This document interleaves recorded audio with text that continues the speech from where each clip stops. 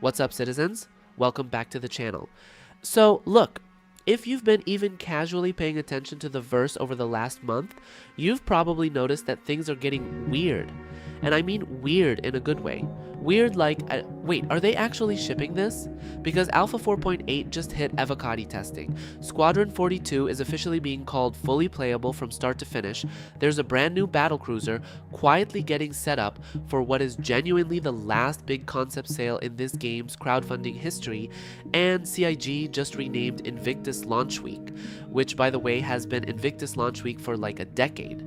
So yeah, today we are going deep. We're talking patch notes, we're talking leaks, we're talking the Squadron 42 situation, and we're going to try to figure out what the hell CIG is actually cooking for the next 30 days. Grab a drink, settle in, because there is a lot to get through, and I promise it's not gonna be the boring patch note recap you've seen everywhere else. Let's get into it. Okay, so quick scene setting before we go full nerd on the patch itself.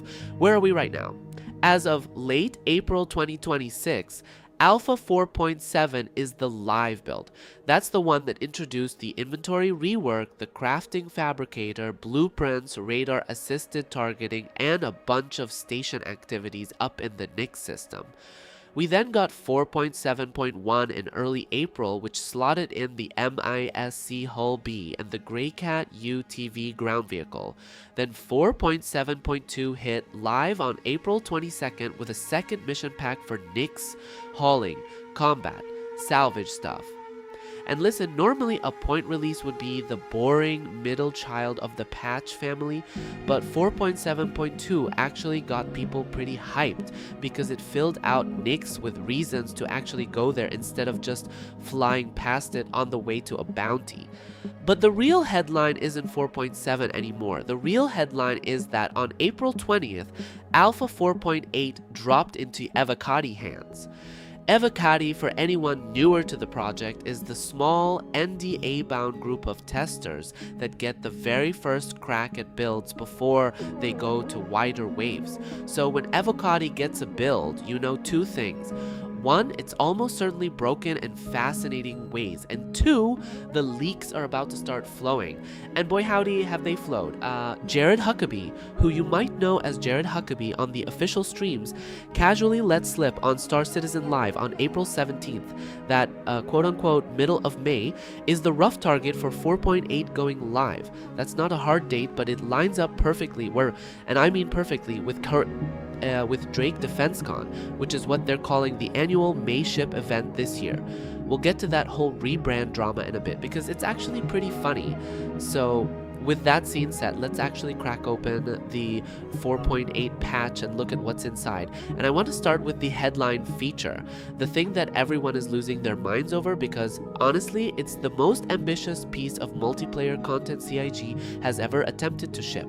Tactical Strike Groups, TSGs. This is the feature. If you take nothing else away from this video, take this.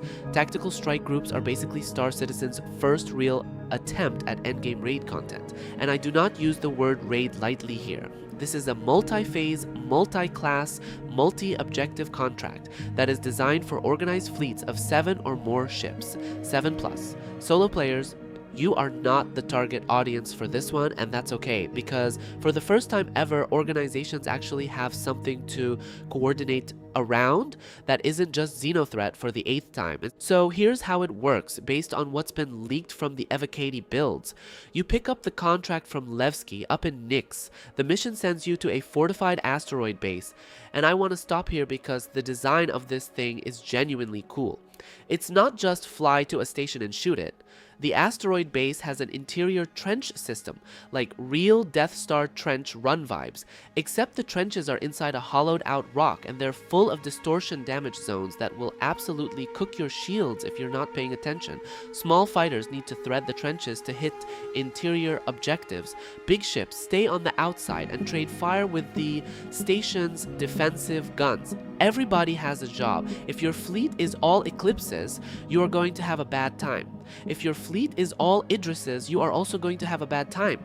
The mission demands you actually have a fleet composition. Now here's where it gets spicy. Ballistic weapons are super effective against the hardened external structure of the station. Energy weapons, on the other hand, shred the cooling systems and core components, so your fleet not only needs ship variety, it needs weapon variety. CIG is essentially forcing crews to specialize, which has been the design dream since the Kickstarter, and we're finally seeing it actually mean something in a mission. The mission itself is split into phases, and these are the phases that have been pulled from data mining and confirmed by Evocati testers.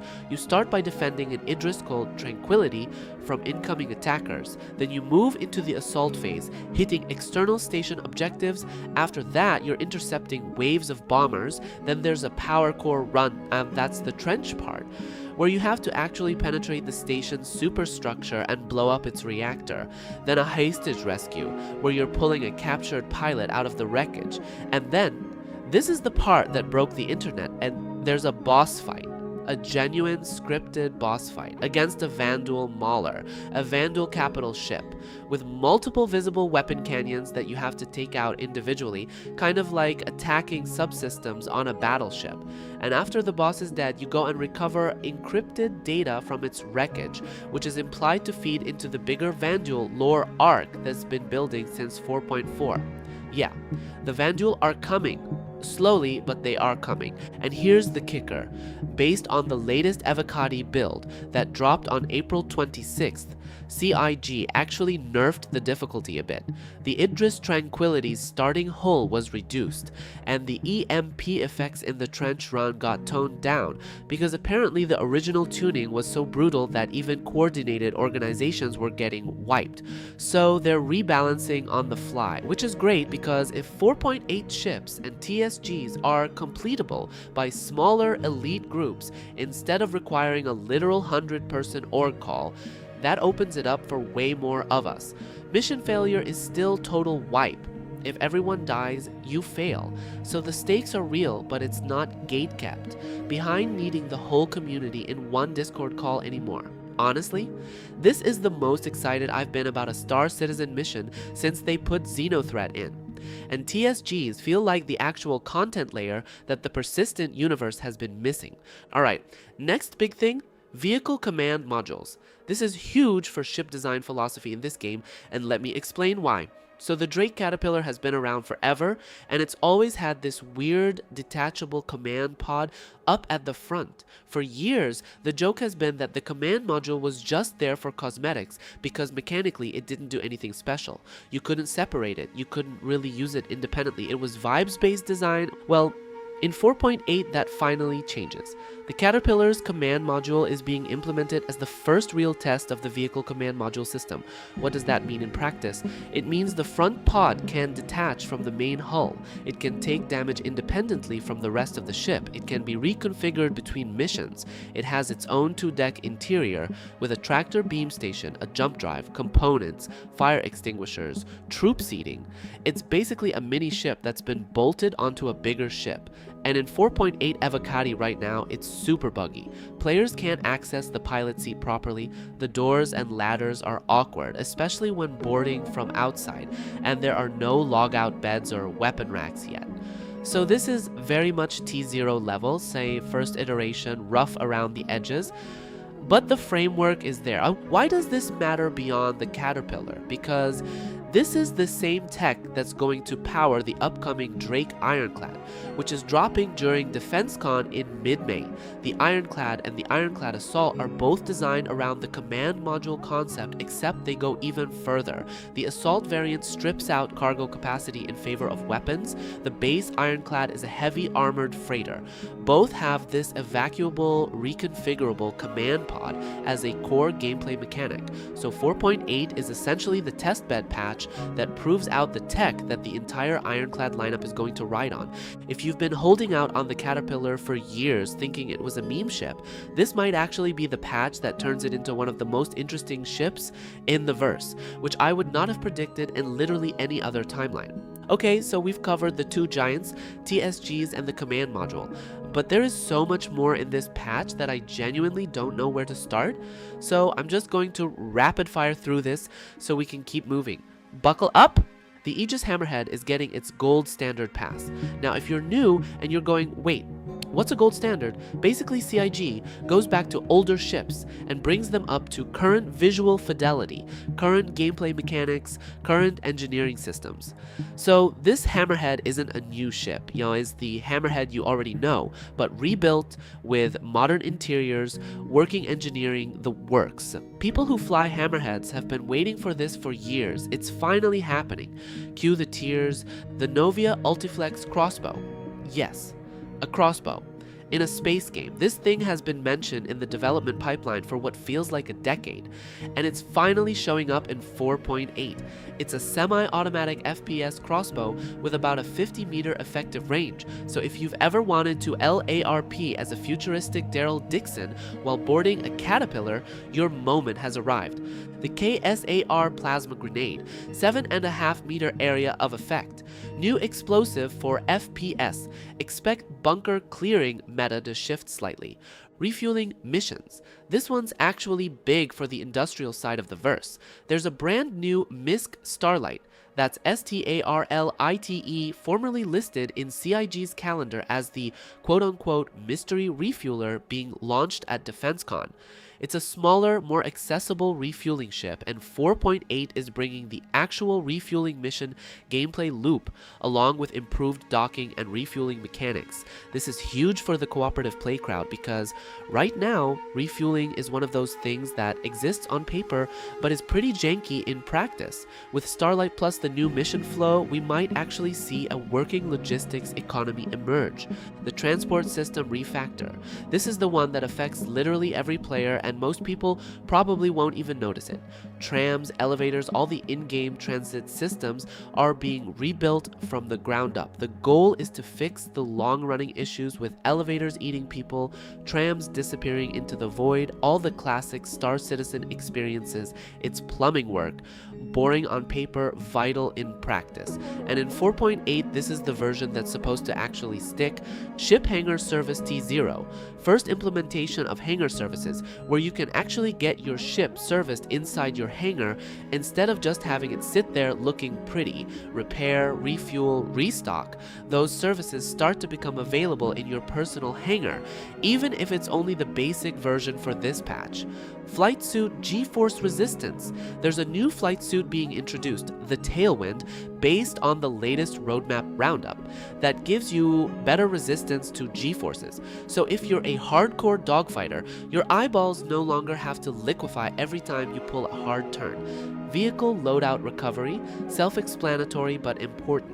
If your ship dies, your loadouts come back with the replacement.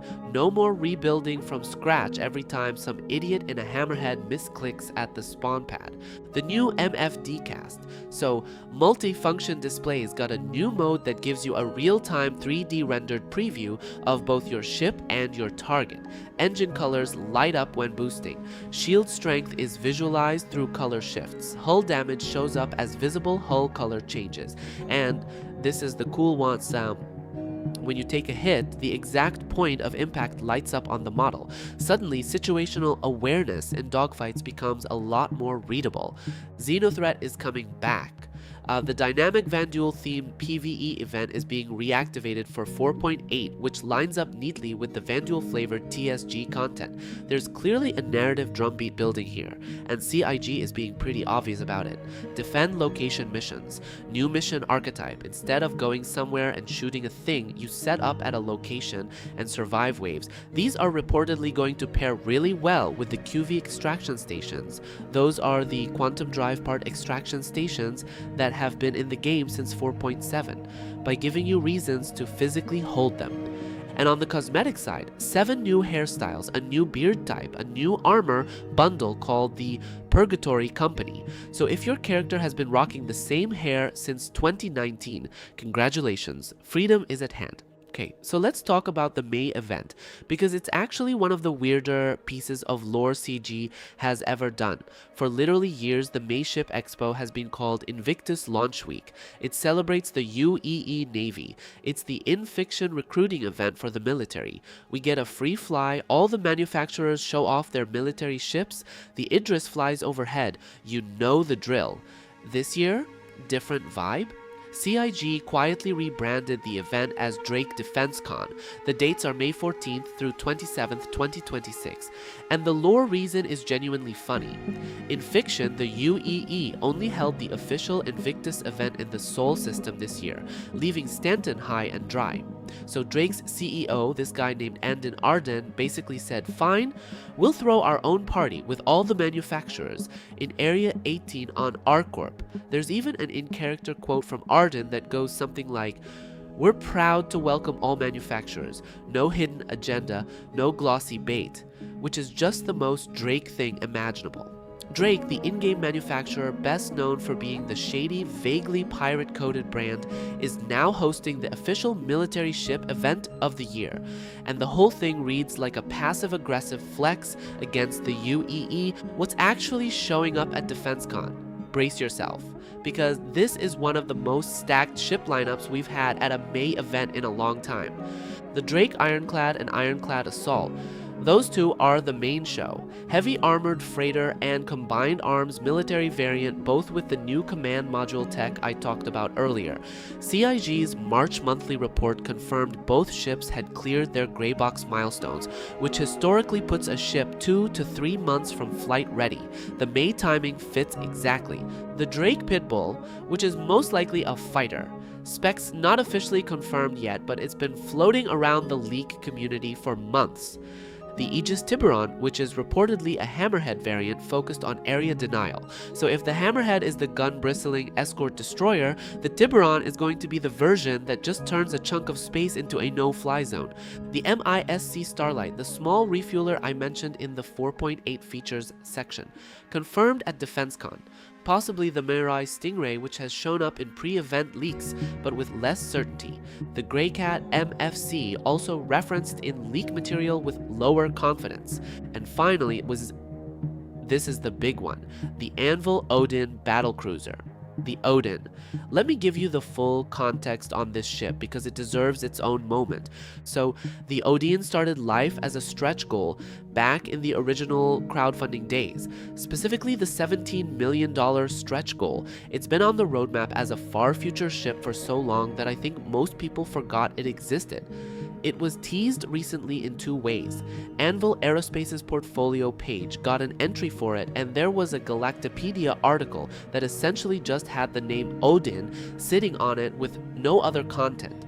Then on a Star Citizen Live in April, Jared confirmed that yes, the Odin is the Anvil Battlecruiser, and it's coming to DefenseCon as a concept sale.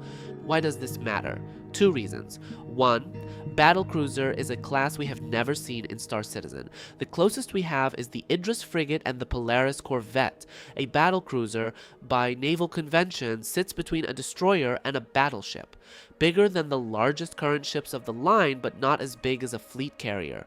It probably won't have significant hangar capacity because that would step on the toes of the carrier classification. So we're talking pure firepower platform. A capital-class warship designed to deliver brutal damage at range. Reason 2, and this is the more important one. This is reportedly the final concept sale in Star Citizen's history, or at least the final concept sale of this scale. CIG has been signaling for a while that the era of selling ships before they exist as gameplay objects is winding down. From here on, the model shifts to selling ships closer to their flight-ready state. So if you've been around the block on Star Citizen and you remember when the Idris was just a JPEG, the Odin is the last ride, the end of an era, basically. Pricing has not been announced, specs have not been announced. There's no official ship category confirmation beyond Battlecruiser. But the timing is intentional. This is the headline ship of DefenseCon, and CIG knows exactly what they're doing by saving it for what is essentially the closing act of the concept sale era. Okay, switching gears, we have to talk about Squadron 42, because the news on that side of the studio is, and I'm going to say this carefully, actually credible for the first time in like a decade. Quick recap for anyone who somehow doesn't know. Squadron 42 is the single-player narrative campaign set in the Star Citizen universe. It was kickstarted alongside Star Citizen back in 2012. It was originally planned for a 2014 release. It is now, conservatively, 11 years late. In October of 2023, CIG announced Squadron 42 was feature complete, which meant all the content was in the game and the team had pivoted to polishing. At CitizenCon 2024, they showed an extended gameplay demo and confirmed a 2026 release window, and then at the very end of December 2025, Chris Roberts dropped the year-end letter from the chairman, and in it he said something genuinely new. And I'm paraphrasing here because I want to stay clear of direct quotes, but the gist is that all chapters of Squadron 42 are now playable from start to finish, the whole game, beginning to end. Internal playthroughs are happening regularly. The team is in pure polish, optimization, and bug fixing mode, marching toward an internal beta.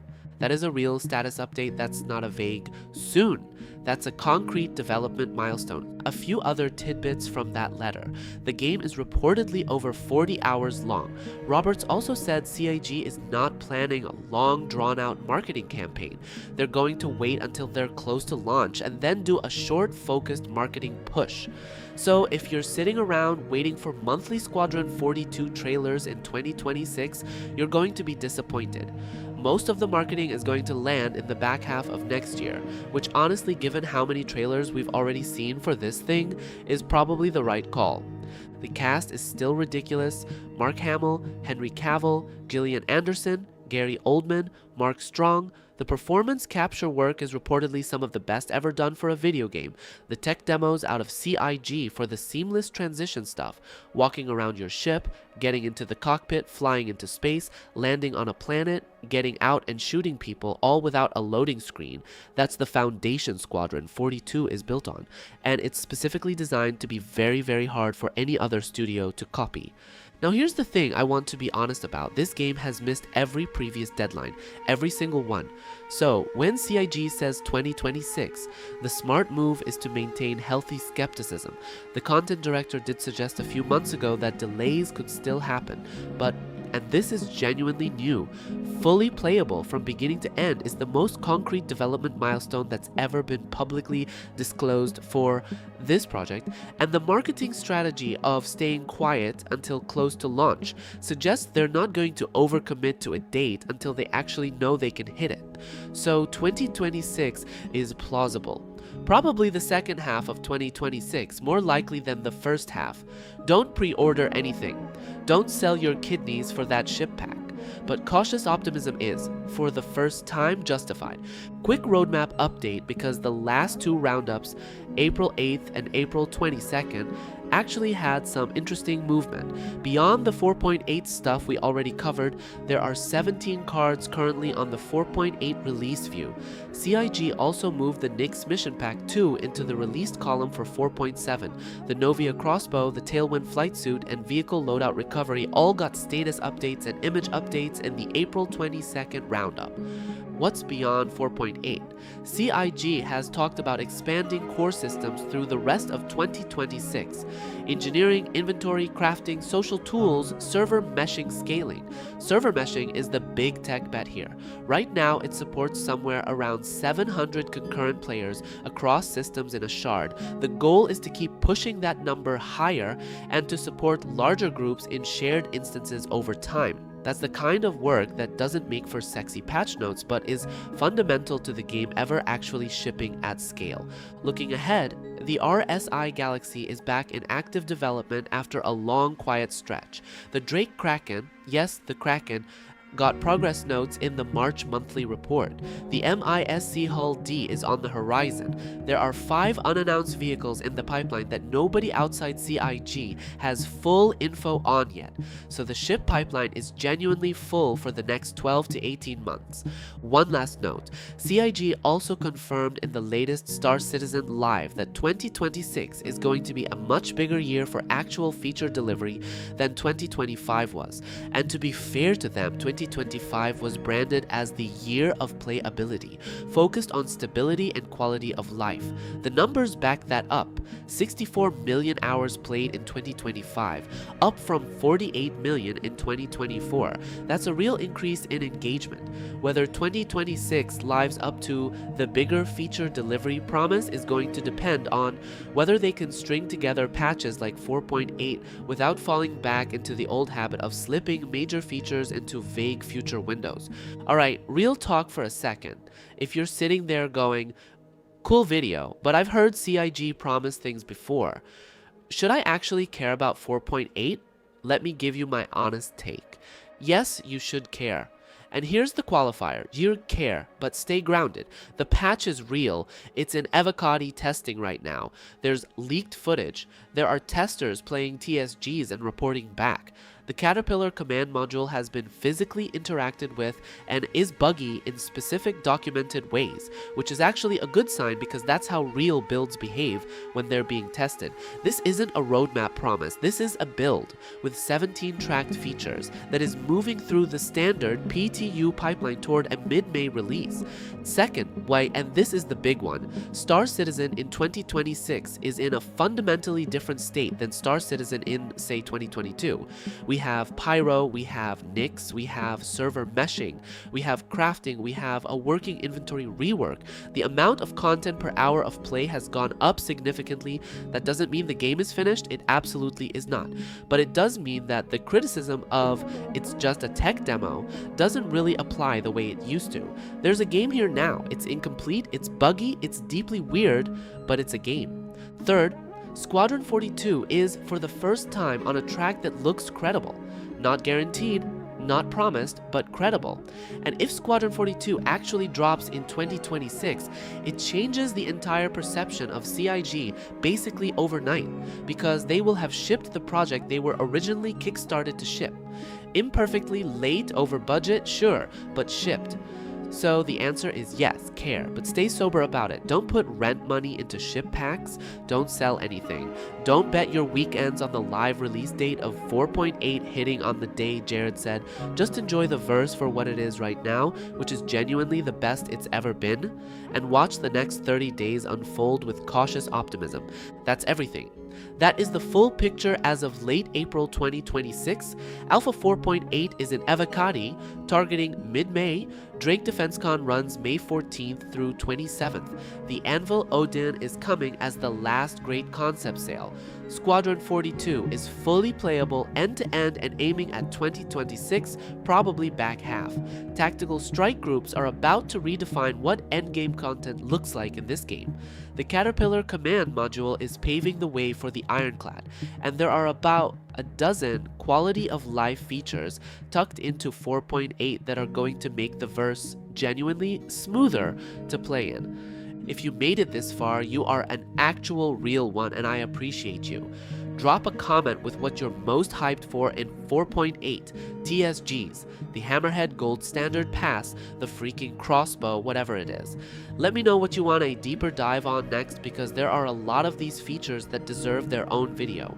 If you want a full breakdown of just the Tactical Strike Group's mission, flow, or just the Squadron 42 cast and story, or just the Odin specs once they drop, say the word and I'll make it. Like the video if it helped, subscribe if you want more, and I'll see you in the verse. Fly safe out there, citizens. Take care.